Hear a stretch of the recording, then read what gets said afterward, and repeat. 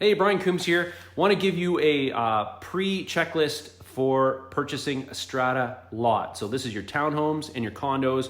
What is the pre-purchase items you want to be keeping an eye on before you sign on the dotted line? So there's 8 major items. I'll kind of tell you what they are. There's a lot to unpack within each item. I'm not going to hit all of the things that we need to unpack. If you were my client, I'd want to kind of dig into it a little deeper, have a little longer conversation about this. But just as a quick video, I want to just hammer this out to you just as a starting point to make sure you've got these 8 documents and you've used these documents as your main items to check before you purchase that condo or townhome. So the first thing is going to be the Form B certificate, then the insurance summary of coverage, the rules and regulations of the development, 24 months of minutes including the AGMs, a depreciation report if there's one available, the Strata Plan, the title search document, and the property disclosure statement. Those are the 8 items. So if you want to make sure you have these 8 items, and these 8 items are current for the unit that you're buying. So let's unpack this a little bit. The Form B certificate is going to be one of the most important documents within this package. This is a time-dated document sent to you from the strata management company that deals with the specific strata lot that you're buying. It tells you if they owe any money that's been in arrears to the strata development, fines, stuff like that. It's going to tell you what the maintenance fee is. Often the maintenance fee or strata fee in the MLS data sheet is incorrect. It often is not been updated by the realtor, or something's happened, or it's just a guess or whatever, but you can't always trust that number. The correct number is going to be in that Form B certificate. The other thing is going to tell you if there's any litigation coming up, or that if the development is involved in any legal litigation.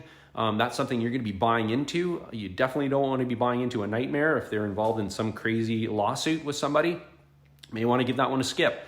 You want to know, let's see what else is on there. If there's any upcoming special levies or assessments coming down the pipeline for, that you might be affected as a future owner, it's going to say in the Form B certificate. It's also going to have some attachments that'll be specific to that unit that I won't really get into in this video, but the Form B, make sure you get it. And it's current. It's got to be within a month or so.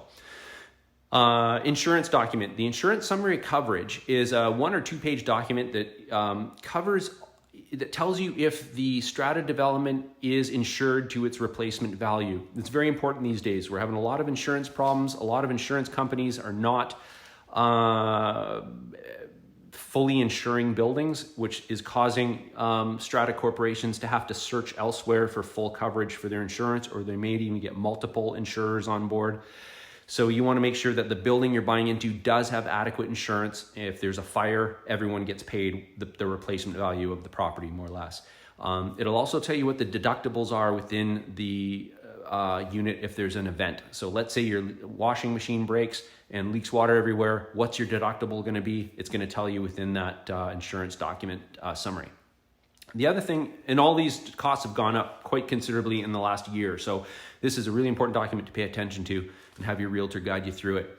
Rules and regulations, that's kind of a no-brainer. You want to make sure that you're buying into a community that has rules and regulations that you're in sync with, that you agree with, that there's nothing in there that's going to cause you grief after you move in. Pay particular attention to dogs. If you do have a dog, how many do you have? What kind of breed of dog do you have? Because there's often dangerous dog breeds within phrases within those bylaws. You want to make sure that you're not, going to have a problem with that.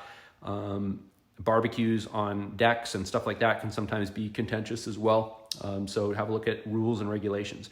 24 months of minutes, including annual general meetings. So I tell my clients, the minutes, when you're going through these boring minutes, it's usually, by the way, this is usually on a PDF document. All of this stuff is on a PDF document. So you're going through this on your computer screen. Well, the minutes and the AGMs kind of give you a sense, the vibe of the place. It kind of tells you what is being discussed at these meetings every month or every other month. What kind of problems are they having? What kind of challenges are they overcoming? Is somebody smoking weed and coming in and that is wafting into their apartment and this is going on, and is it being discussed a lot in the development? That might be something that would affect you and you want to know about. Or maybe there's issue with barking dogs or somebody's not picking up after their dog. And this is, if it's an isolated occurrence and it doesn't get brought up again, then you can kind of leave it alone, but you're kind of looking for patterns, you're looking for vibe of the Strata Corporation when you're reading those minutes and those AGMs. Also, the next thing is the depreciation report. So the depreciation report, depending on the age of the building, you won't have one of these if it's a newer building, but this is a report done by a engineering company that's been contracted by the Strata Corporation to come on to the premises and provide a outline of all the building components on that strata. So like the roof and the exterior cladding and the plumbing and the concrete work and everything that has a lifespan is charted within the depreciation report, and an outline as to the expenses and how these items are going to be replaced over the course of time. And you can get a sense of how well the building is being managed and how much of this stuff is being looked after from year to year on their maintenance schedule. It's just another way of sort of assessing the risk related to buying in this building. The next thing is a Strata Plan. Strata Plan is like a architectural drawing of the building.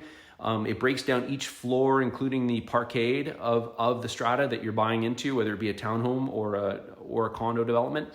And what you're going to pay attention to in particular is your strata lot that you're buying. So if you're buying strata lot number 110, you're going to go to that unit or that page that has strata lot 110 on the plan, and you're going to look it up.